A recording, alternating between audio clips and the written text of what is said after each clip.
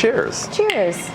So here's our lovely pineapple margarita that we just made for Cinco de Mayo. And now we're gonna head into number dos cocktail of the evening for our Cinco de Mayo edition. That was great Spanglish.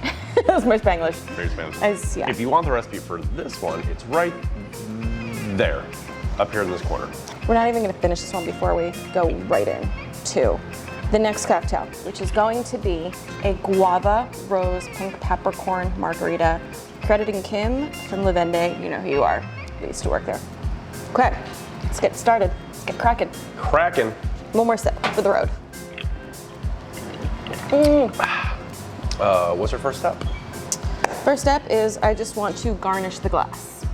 So we're gonna just do a traditional salt rim, situated and ready, and put it aside. Next step, let's build the cocktail. There we go. All right, our glassware. We're gonna first start by taking some pink peppercorn and briefly muddling it ever so quickly. I would say around 10 pink peppercorns. So you've put like 10 pink peppercorns? 10 pink peppercorns. Rowdy, what are pink peppercorns?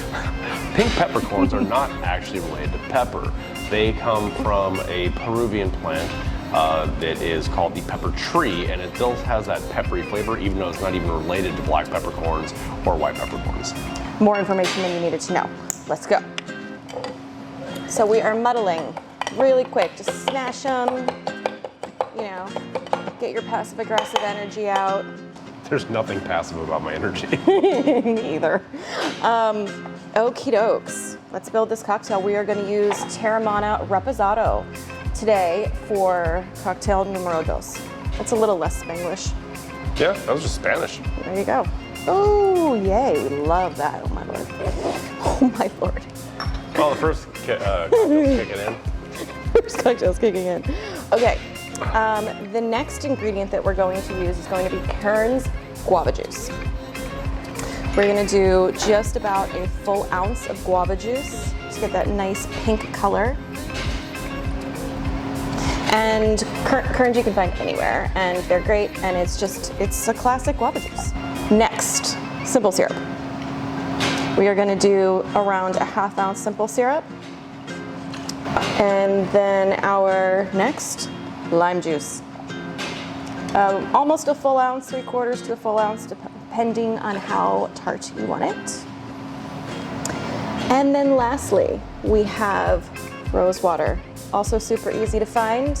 And we are just gonna use a dropper full, maybe 5 drops of rose water. 1, 2, 3, 4, 5. Okay. The rose water is incredibly strong, and if you put too much, it'll start tasting like, honestly, like perfume. Yes, and I actually wear rose water too. You can do so much with it. It's amazing. Okay. Let me get some ice. Whoop.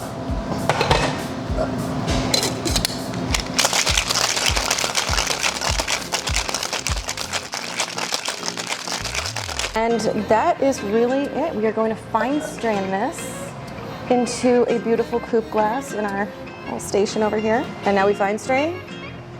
You don't want any of those little pink peppercorn particles in this gorgeous cocktail. I mean, look at this.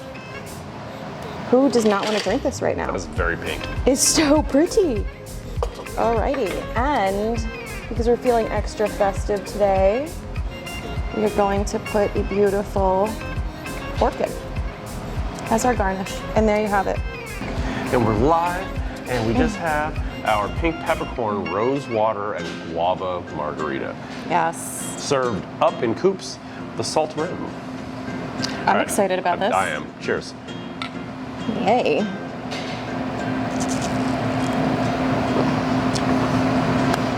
Ooh.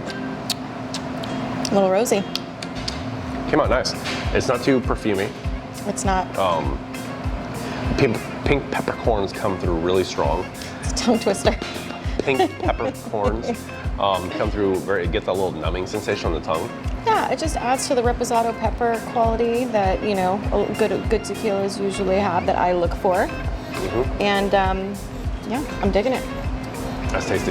Yeah, I mean, just an array of margaritas.